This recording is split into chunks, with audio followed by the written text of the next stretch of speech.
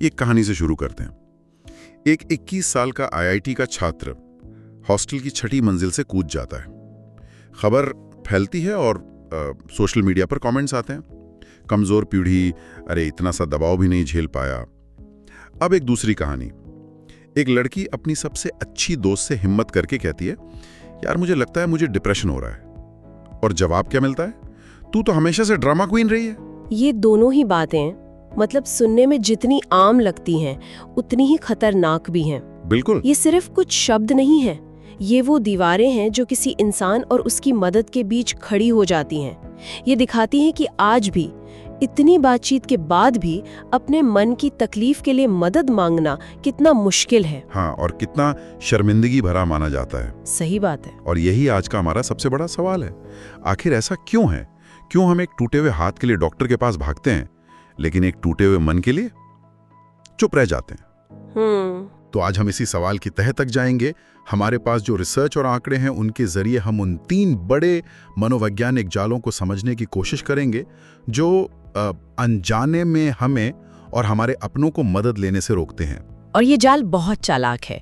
ये हमारी रोज की सोच का हिस्सा बनकर काम करते हैं। तो चलिए पहले जाल से ही पर्दा उठाते हैं। ठीक है, तो पहला जाल, मनोवैज्ञानिक इसे एक काफी भारी भरकम नाम देते हैं, फंडामेंटल एट्रीब्यूशन एरर। हाँ, नाम सुनने में मुश्किल लगता है, लेकिन इसका मतलब बहुत आसान है। सीधी भाषा में कहें तो जब हम किसी दूसरे को मुश्किल में देखते हैं ना, तो हम उसकी परेशानी की वजह उसके हालात को नहीं बल्कि उसके चरित्र को मान लेते हैं। बिल्कुल, वो आलसी है, उसमें हिम्मत ही नहीं है, वो ध्यान खींचना चाहता है, इस तरह की बात है। हाँ, ये हमारी सोच में इतना घुला मिला है कि हम इसे पहचान भी नहीं पाते। चलिए एक तुलना करते हैं। जी। मान लीजिए किसी का ब्लड शुगर लेवल अचानक बहुत नीचे चला जाता है और वो बेहोश होकर गिर पड़ता है, तो क्या हम उसे देखकर कहेंगे, देखो कितना कमजोर इंसान है, जरा सा खड़ा नहीं रह पाया? नहीं, बिल्कुल नहीं। बल्कि हम शायद उस पर गुस्सा होंगे जो उसे कमजोर कहेगा। हम फौरन चिल्लाएंगे, कोई डॉक्टर को बुलाओ, इसे मीठा दो। एग्जैक्टली। हम सब समझते हैं कि ये एक मेडिकल इमरजेंसी है, उसके शरीर में कुछ गड़बड़ हुई है। तो फिर मन के मामले में हमारा नजरिया इतना अलग क्यों हो जाता है? क्या ये सिर्फ जानकारी की कमी है? देखिए, ये जानकारी की कमी से कहीं ज्यादा गहरा है। ये एक तरह से हमारी सोच की गड़बड़ी है। अच्छा। जब बात डिप्रेशन या एंजाइटी की आती है तो हमारा पूरा नजरिया 180 डिग्री घूम जाता है।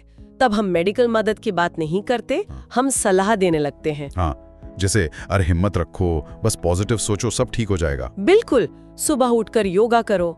हम उस इंसान के चरित्र को ही उसकी बीमारी की वजह बना देते हैं। यही है फंडामेंटल एट्रीब्यूशन एरर का सबसे खतरनाक रूप। और ये सिर्फ कहने की बात नहीं है, आंकड़े भी यही कहानी बताते हैं।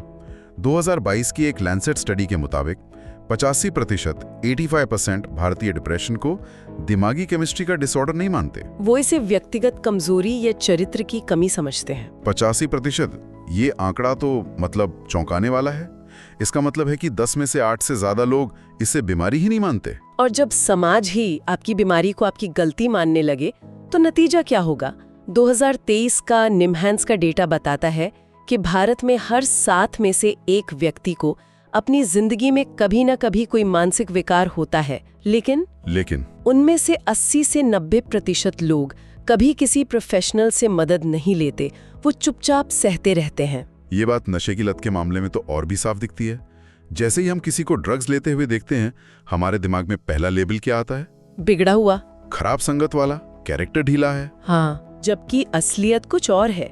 रिसर्च साफ साफ बताती है कि 60 से 70% नशे की लत के मामलों की जड़ें जेनेटिक्स और बचपन के ट्रॉमा यानी किसी गहरे मानसिक आघात में होती हैं। तो ये भी एक तरह से एक मेडिकल कंडीशन है। बिल्कुल, ये भी शुगर या ब्लड प्रेशर की तरह एक क्रॉनिक मेडिकल कंडीशन है जहां दिमाग का रिवॉर्ड सिस्टम हाईजैक हो जाता है। लेकिन हम उस इंसान को दोष देते हैं, उसकी बायोलॉजी या उसके अतीत को नहीं। तो मतलब ये पहला जाल हमें एक ही गलती 2 बार करवाता है। सही बात है। पहले हम दूसरों को गलत समझते हैं और फिर जब हम खुद उस स्थिति में होते हैं तो खुद को गलत समझने लगते हैं। हम शर्मिंदा महसूस करते हैं और अकेले में सब कुछ सहते रहते हैं। बिल्कुल, और ये जो अकेले में सहने की आदत है, आज की डिजिटल दुनिया इसे और भी खतरनाक बना देती है। और यहीं से हम अपने दूसरे जाल में फंसते हैं। हाँ, ये दूसरा जाल आज के दौर में शायद सबसे ताकतवर है। इसे कहते हैं कन्फर्मेशन बायस।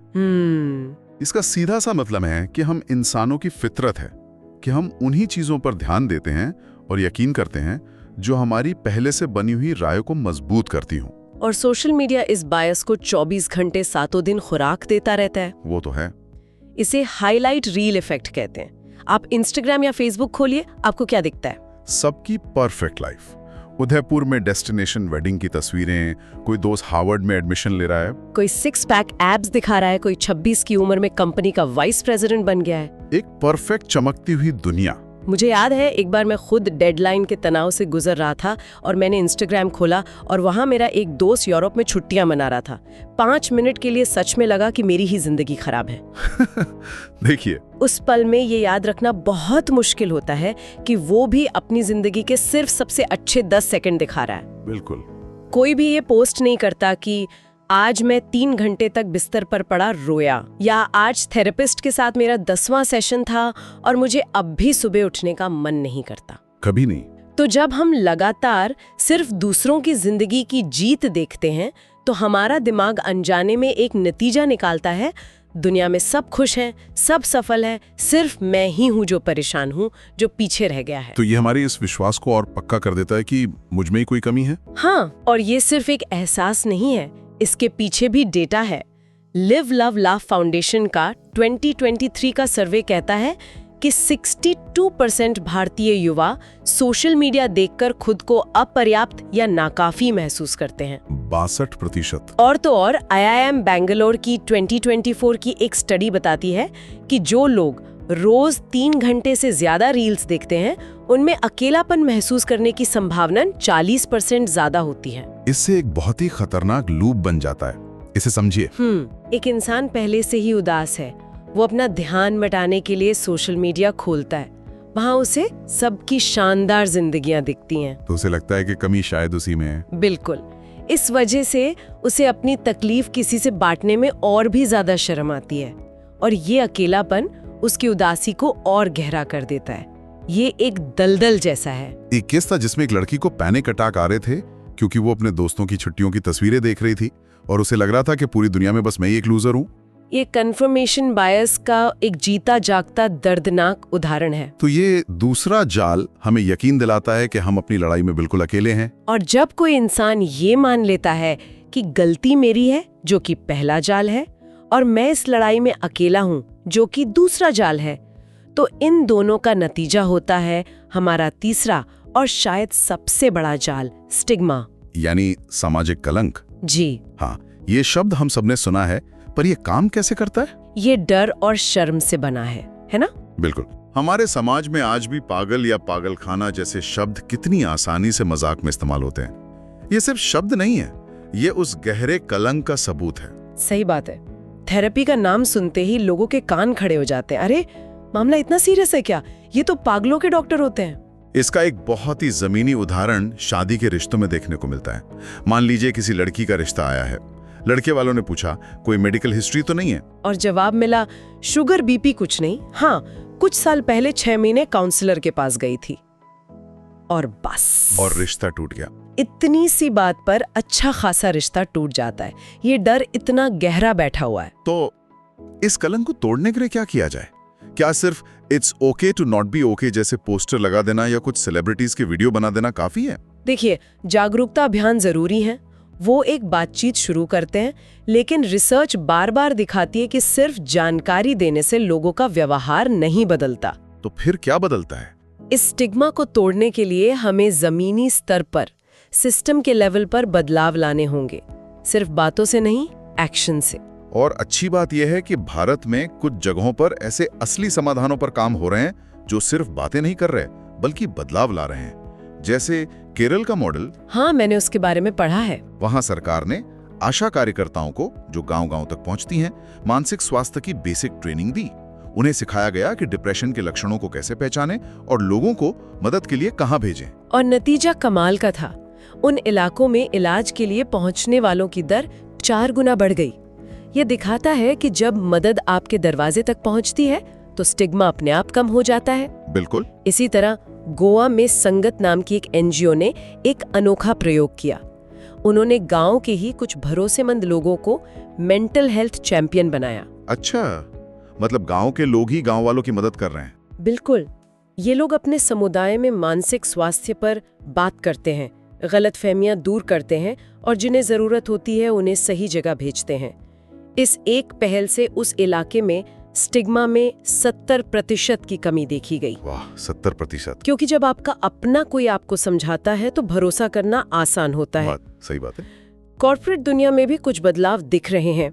ज़ोमैटो, स्विगी, TCS जैसी बड़ी कंपनियों ने अब मेंटल हेल्थ लीव देना शुरू कर दिया है। ये एक बहुत बड़ा कदम है। हाँ, अब आप मानसिक थकान के लिए छुट्टी ले सकते हैं, ठीक वैसे ही जैसे आप बुखार के लिए लेते हैं। ये इसे नॉर्मलाइज करता है। एक और बहुत असरदार तरीका है परिवार को इस इलाज में शामिल करना। निम्हांस का एक कार्यक्रम है जिसमें वो सिर्फ मरीज का इलाज नहीं करते बल्कि उसके परिवार को भी बुलाकर समझाते हैं कि ये एक दिमागी बीमारी है, जैसे दिल की बीमारी होती है। ठीक वैसे इसमें मरीज की कोई गलती नहीं है और इसका नतीजा ऐसे मरीजों के दोबारा गंभीर रूप से बीमार पड़ने की दर 60% तक कम हो गई। ये तो बहुत बड़ी बात है। और आखिर में एक चीज है जो हम सब आज से अभी से बदल सकते हैं, हमारी भाषा। भाषा मतलब हम जो शब्द इस्तेमाल करते हैं। हाँ, शब्दों में बहुत ताकत होती है।